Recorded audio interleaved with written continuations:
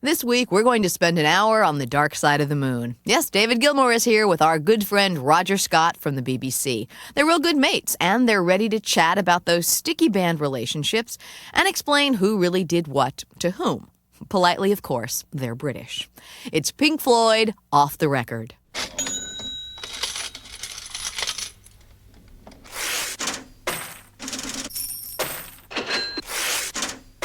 If the term classic album had to be defined by a single record, the album we're going to reevaluate right now would be a perfect choice. Created around a thoughtful and challenging concept, it was a cohesive piece of work that was as technologically ahead of its time as it proved to be artistically enduring. And add to that the fact that it held a permanent place in the album charts on both sides of the Atlantic for years after its release in 1973. The group was Pink Floyd, and our classic album is Dark Side of the Moon.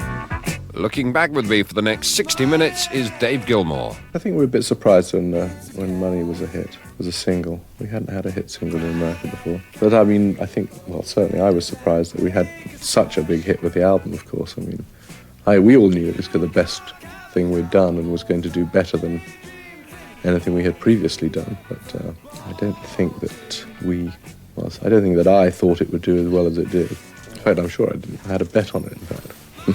I had a bet with Steve, I think, that the album wouldn't go in the top 10, which I lost, but I didn't lose anything really. Pink Floyd came to prominence in 1967's Summer of Love with a couple of psychedelic singles and an album, The Piper at the Gates of Dawn, all of them illuminated by the quirky melodies and imagery of songwriter Syd Barrett.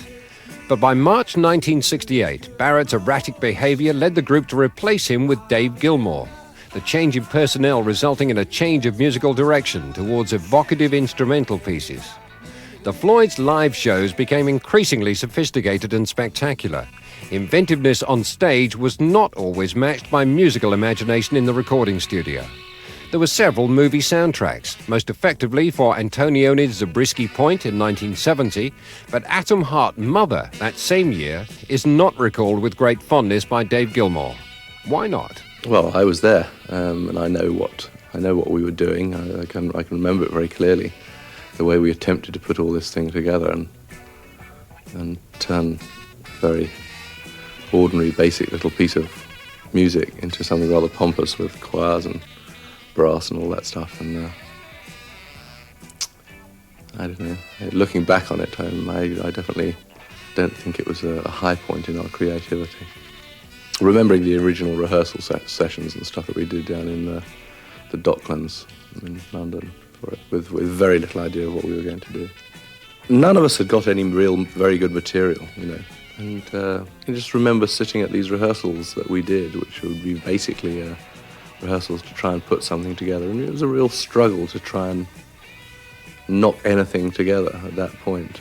It's just not what I remember with an enormous amount of affection.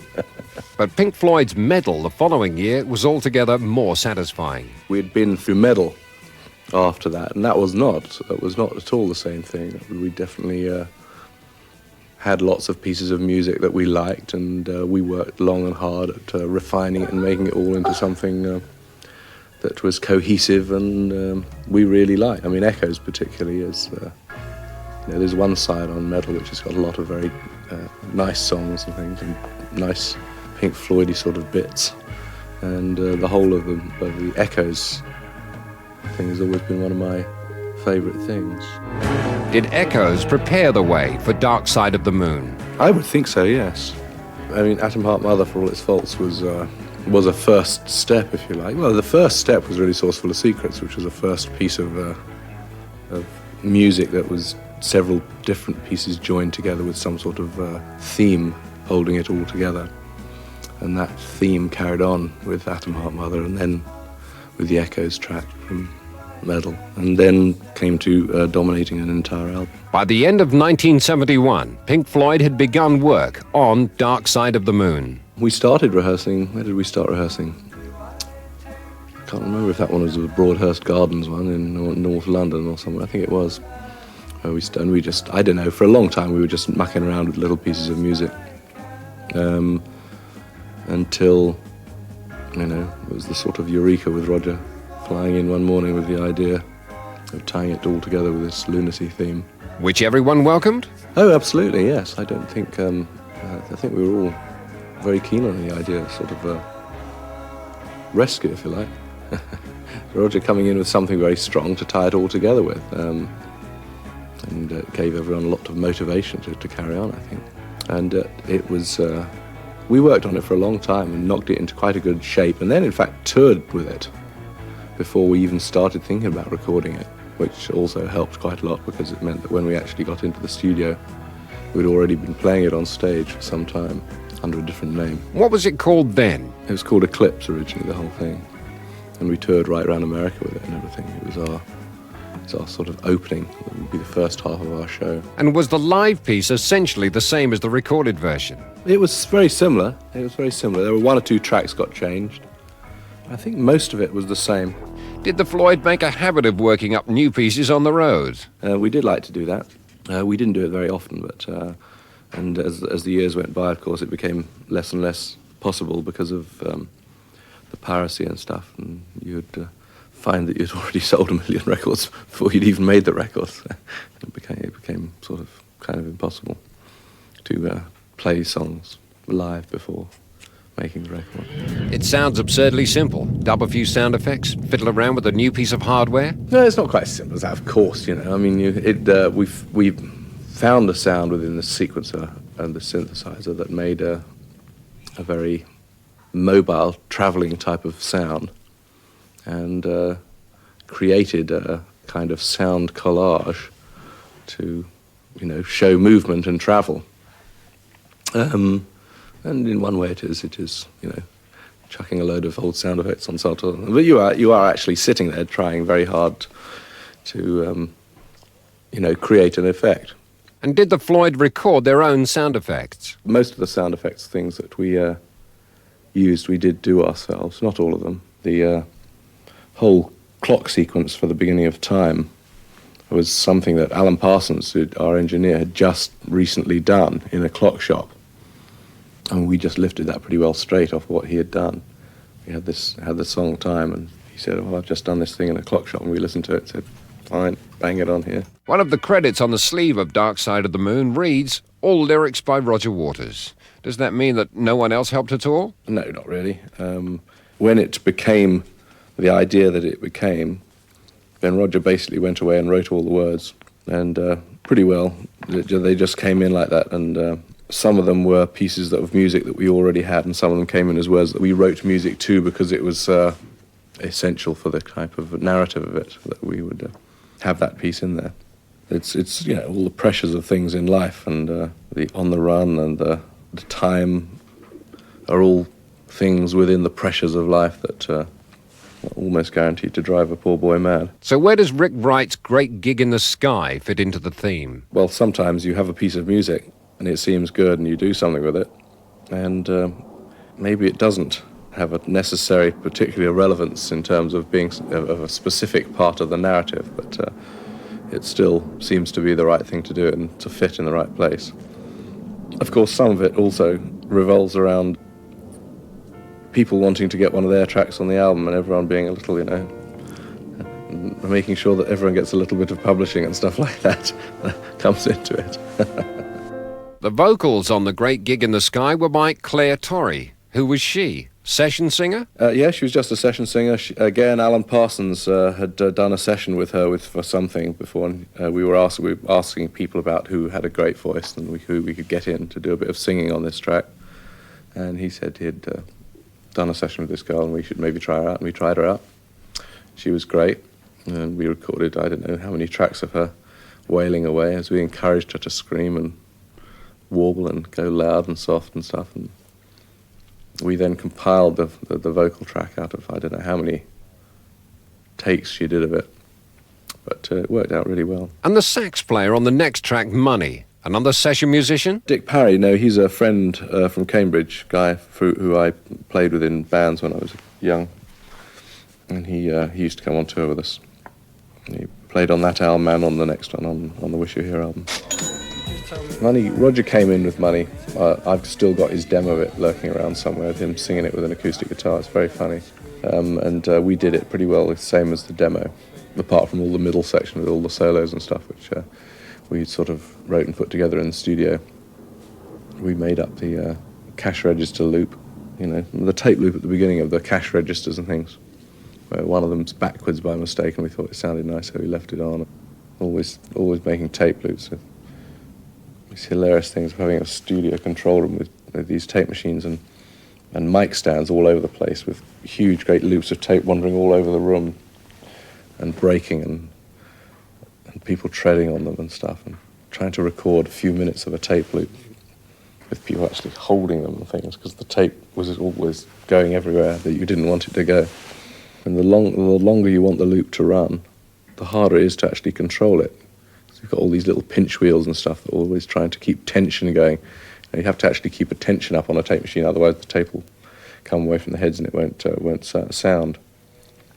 So you actually have to keep it tight enough that it'll keep the tension up and loose enough that it doesn't get stuck and stop on things, And of course it's always got lots of editing tape on it because it's always been hacked together from 2 or 3 bits, and you get a little gap and that sticks on a mic stand, and it's a nightmare.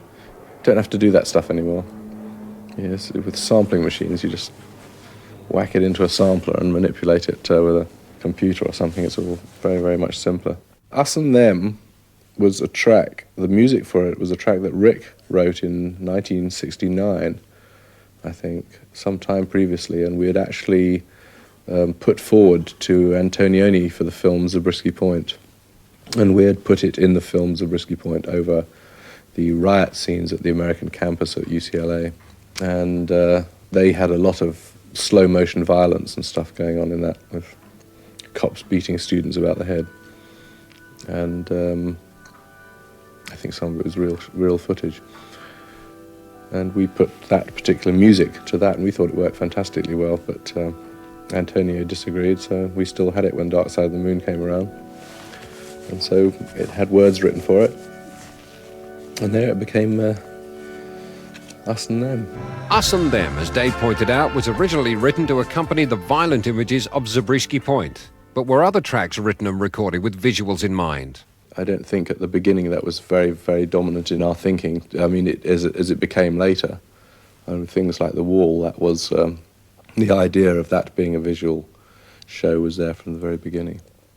Was there a feeling that that time was a particularly creative period for the Floyd? For me personally, the periods of writing it were not at all creative. I was definitely going through a bad sort of patch, which is reflected in the writing credits, where I don't seem to get an awful lot. But when it came to being in the studio, I was fine. I was in a very creative mood by then. But the stuff was mostly written. And the basic concept of this On the Run thing was something that I came up with in the studio. But no, it was a good feeling of creation in the studio, and the fact that we'd done it live and we were actually capable of putting it down and well, and we're coming much more to grips with the recording process, which we had never really felt that we were achieving on a record what we achieved live before then. On most of the records before then, we definitely felt that they were a bit of a pale shadow of what the way we did them live. That recording process, though unsophisticated by today's standards, had advanced enormously in the 5 years the Floyd had been recording. Dark Side of the Moon was recorded at EMI's Abbey Road studios. Had 16-track equipment been installed by then, I wondered? I think it was the Medal album where EMI had gone to 8-track and Air Studios had just opened with 16-track, and we, for the first time, left Abbey Road to go and record somewhere else because they hadn't quite kept up with the times. And we did the Medal album, as I say, at Air Studios mostly. But I think when Dark Side of the Moon, when we were doing that, we did go back to Abbey Road, and they had gone to 16-track. The sound of the album owes a great deal to the VCS-3 synthesizer. The possibilities of electronic instrumentation obviously appeal to all members of Pink Floyd. Oh, absolutely, yes. We were very keen on all of us on the electronic stuff. They were very, very basic, these early synthesizers. And in fact, for a long time we had them, but we didn't know how to actually make the keyboards work and play notes. We actually had them programmed. We actually spent an awful long time. That's what we became rather good at it, actually. was using them as sound effects machines, creating noises, explosions, wind, and strange things. But it took a lot longer before we actually learnt how to. Because they didn't. It wasn't like a modern synthesizer where you plug it in, turn it on, and play a keyboard, and notes come out. You actually had to program it up to play notes. Pink Floyd Off the Record was written and produced by Roger Scott for BBC International. Engineering by Fred Lindgren. Off the Record is another fine presentation of Westwood One Entertainment.